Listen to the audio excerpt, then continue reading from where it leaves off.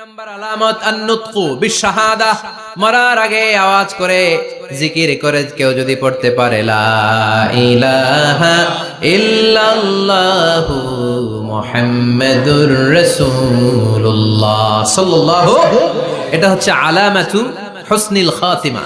আপনার মৃত্যুটা যে ভালো মৃত্যু হয়েছে এটার আলামত। কি মৃত্যু? সবাই বলেন ভালো মৃত্যু আমরা চাই কি চাই না? ভালো মৃত্যুর এক নাম্বার আলামত কালিমা পড়ে যদি মরতে পারে। বিশ্বনবী বলেন মান কানা আখিরু কালামিহি লা ইলাহা ইল্লাল্লাহ, যে ব্যক্তির সর্বশেষ কথাটা হবে, বাক্যটা হবে লা ইলাহা ইল্লাল্লাহ, দাখালাল জান্নাহ, সে জান্নাতি হয়ে যাবে। সুবহানাল্লাহ পড়েন। এরপরে বিশ্বনবী বললেন আল মুমিনু ইয়ামুতু বিজাবি ইরকিল জাবিন, মুমিন যখন মারা যায় তার কপাল ঘেমে যায়। সুবহানাল্লাহ পড়েন। হাত ঘামে না, পা ঘামে না, মুমিনের কপাল ঘামে। সুবহানাল্লাহ।